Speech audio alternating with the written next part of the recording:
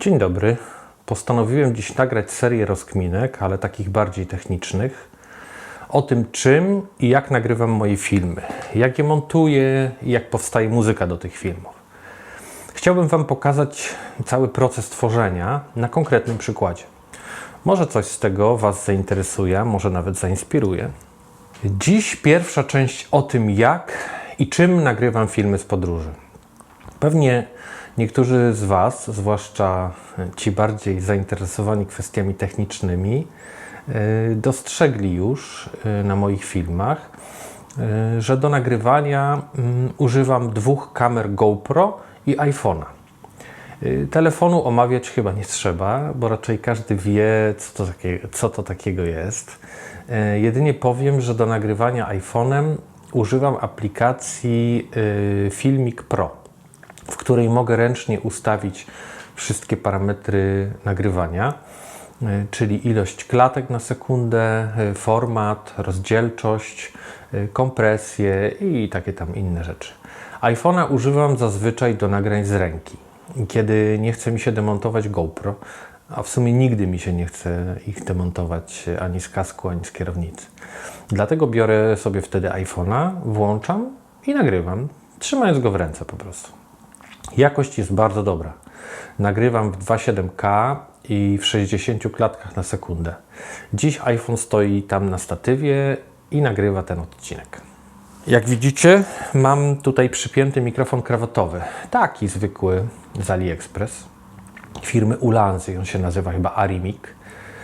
Ten mikrofon mam dziś podłączony do małego takiego rekordera kieszonkowego Tascam DR05X.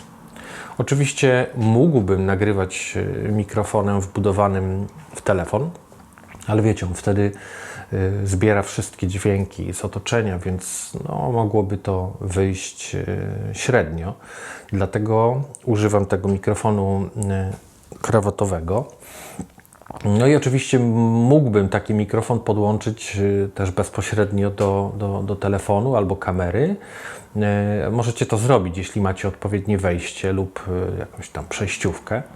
Ja w telefonie niestety nie mam czegoś takiego, nie mam wejścia na jack, dlatego nagrywam na tego Tascama. Ujęcia w trakcie jazdy, te na których widać mnie jak siedzę na motocyklu, nagrywam kamerą sportową GoPro 8. Do tego mam na kierownicy zamontowany taki uchwyt, to też widać na filmach, uchwyt typu RAM mount, ale nie jest to oryginalny amerykański uchwyt, tylko chiński, marki Motowolf, również z AliExpress, który kosztował mnie jakieś tam 40 zł. Działa bez zastrzeżeń, bardzo stabilnie, a nikogo nie kusi, aby go kraść, bo wygląda na tani. Do GoPro mam dwa oryginalne akumulatory i 3 zamienniki marki Propti, razem z ładowarką USB, również z AliExpress. Wszystko działa tak samo jak oryginały. Tych akumulatorów mam więcej, bo faktycznie 8 dość szybko zużywa baterię, zwłaszcza kiedy ma ustawione najwyższe parametry nagrywania. Na kasku zamontowałem kamerę GoPro 9 w obudowie Media Mod. Dokupiłem tę obudowę, aby móc podłączyć zewnętrzny mikrofon. Ta obudowa niestety dodaje troszkę wagi do całości, co jest odczuwalne, ale dzięki niej mam te dodatkowe złącza, które mogę wykorzystać.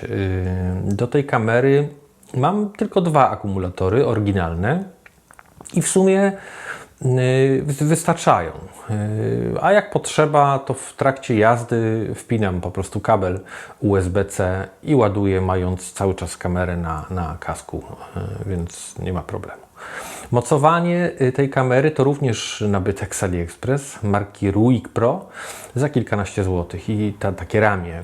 W sensie to był zbiór różnych elementów, które można było połączyć dowolnie i stworzyć sobie takie ramię pasujące do potrzeb. Jak dla mnie jest to bardzo stabilne i do tej pory nie było z tą konstrukcją żadnego problemu. No i teraz chyba sprawa bardzo istotna, nie najistotniejsza, czyli to, jak nagrywam głos podczas jazdy. No i z tym było troszkę zamieszania. Używam takiego samego mikrofonu jak ten tutaj krawatowy. Dokładnie ten sam Ulanzi Aramix z AliExpress. Oczywiście musiałem skrócić przewód, bo był zdecydowanie za długi. No i wisiał przy tej kamerce na kasku. No więc najwięcej zamieszania było przy samym ustawieniu tego mikrofonu, w sensie zamocowaniu go w kasku. Sporo czasu zajęło mi testowanie różnych ustawień prawo w lewo, aby było dobrze słychać głos, jednocześnie aby było troszkę słychać też otoczenia, silnik motocykla i dźwięki różne, no i aby jak najmniej przeszkadzał wiatr, szum wiatru w kasku podczas szybszej jazdy. I zobaczcie, jak to jest zamontowane w kasku. Mikrofon jest przypięty rzepem i według testów wyszło, że lepiej u mnie to działa, kiedy mikrofon jest odchylony na zewnątrz i nie jest tak idealnie przy samych ustach. Ale oczywiście u każdego z Was może to być inaczej ustawione. Warto poświęcić temu więcej czasu, jeśli zależy Wam na dobrej jakości dźwięku, w sensie na czytelności tego, co mówicie. Aha, jeszcze co do zamocowania kamery, bo ja mam kask szczękowy HJC i90, w którym ta wentylacja z przodu jest tak zrobiona, że w sumie nie ma miejsca, aby przykleić uchwyt do kamery tak centralnie na środku szczęki. Więc musiałem kombinować i przyklejać to ramię z boku. Taki setup, zwłaszcza w komplecie z Media Mod, jest faktycznie odczuwalny, w sensie czuć wagę tego kompletu, no ale cóż, coś za coś.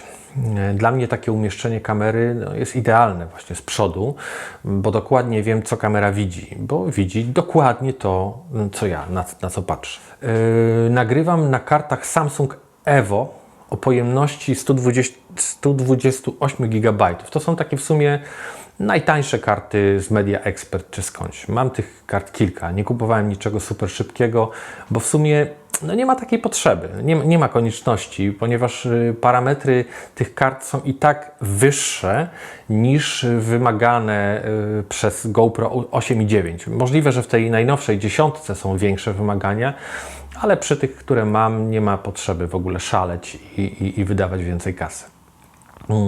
Co do ustawień, to już gdzieś w którymś filmie wspominałem tak pobieżnie o tym, ale mogę powtórzyć jeszcze raz, że obie kamery mam ustawione dokładnie tak samo.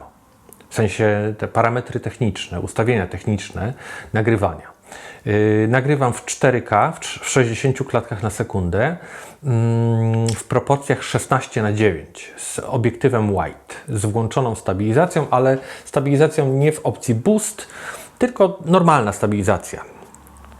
Do tego w ustawieniach ProTune, to są takie rozszerzone ustawienia, mam ustawiony bitrate na maksymalny i kodek HEVC.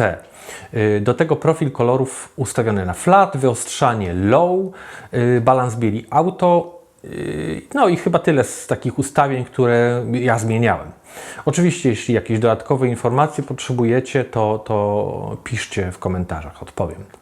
Zapomniałem dodać, że w obu kamerach mam ustawioną funkcję Quick Capture, dzięki której można znacząco obniżyć zużycie energii, czy zaoszczędzić tę energię w bateriach. Osoby, które używają GoPro, pewnie wiedzą, na czym to polega. A dla tych, którzy nie znają tej funkcji, powiem, że działa to tak, że kiedy kamera jest wyłączona, wystarczy nacisnąć tylko jeden przycisk, przycisk nagrywania i wtedy kamera sama się włączy, uruchomi, rozpocznie się nagrywanie, a po kolejnym naciśnięciu przycisku tego samego kamera zapisze to nagranie i automatycznie się wyłączy. Nie tam przestanie nagrywać, tylko totalnie się wyłączy. Dzięki temu obsługujemy ją tylko jednym przyciskiem, tylko jednym kliknięciem nawet, a bateria zużywa się tylko podczas nagrywania. Za jakiś czas pojawi się kolejny odcinek z tej serii o tym, co dalej się dzieje z tymi nagraniami. Pewnie będzie on gdzieś tu, na górze. Pokażę w nim na konkretnym przykładzie proces montowania. Od importu plików do eksportu już gotowego filmu. Dziękuję za uwagę i do zobaczenia w kolejnym odcinku.